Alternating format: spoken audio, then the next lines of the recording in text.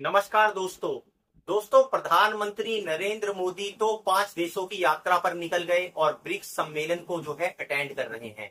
लेकिन यहाँ देश में जो है दोस्तों, उन्हीं की केंद्र सरकार के अंदर एक जो मंत्री हैं और ऐसे मंत्री हैं दोस्तों जिनकी जो है देश विदेश में अच्छी आप देखेंगे पकड़ है। और ऐसा बताया जाता है कि एक समय पर नरेंद्र मोदी की जो विचारधारा है उससे कुछ मुखर विचारधारा वो रखते थे।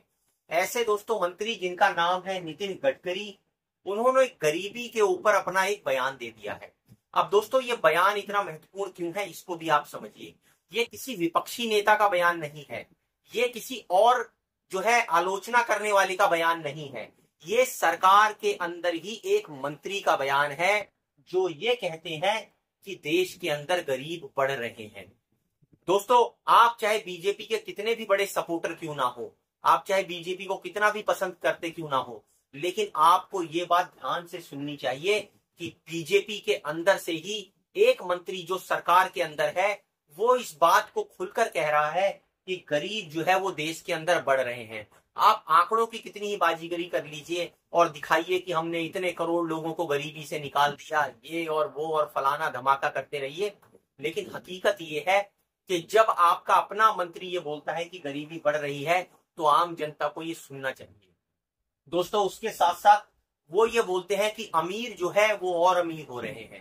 कहने का मतलब ये है जो पूंजी है वो केवल कुछ गिने चुने लोगों के पास ही इकट्ठी हो रही है।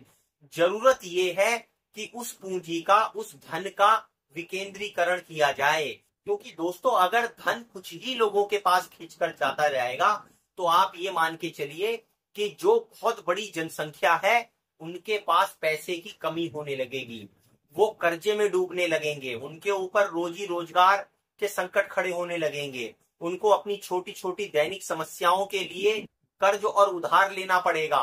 और दोस्तों देश में एक ऐसी असमानता फैल जाएगी जिसको हम बोलते हैं आर्थिक असमानता।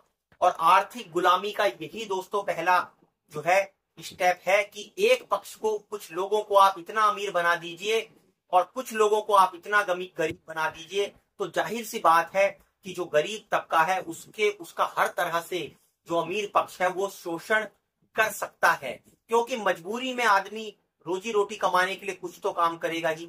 जब उसको ज्यादा घंटे काम करवाए जाएंगे या उसको रोजी रोजगार के अंतर मिलने में दिक्कत होगी तो वो कम पैसों में भी काम करने के लिए तैयार होगा। इस तरह की बहुत सारी बुनियादी दिक्कतें जो है दोस्तों जनता को आज देश में झेलनी पड़ रही हैं। और दोस्तों दबी जुबान में ही सही, लेकिन कहीं ना कहीं सरकार ने भी इस बात को माना है, क्योंकि अगर सरकार का एक मंत्री ये बात कहता है दोस्तों तो जरूर कुछ आंकड़े और कुछ अंदर की बातें उन्होंने देखी होंगी इस बात को कहने से पहले। तो दोस्तों आप कमेंट कर हमें जरूर बताइए कि जो नितिन गडकरी ने ये गरीबी के ऊपर भारत में बात कही है, आपके इसके ऊपर क्या विचार है। हमारी वीडियो को लाइक और सब्सक्राइब जरूर कीजिए। धन्यवाद।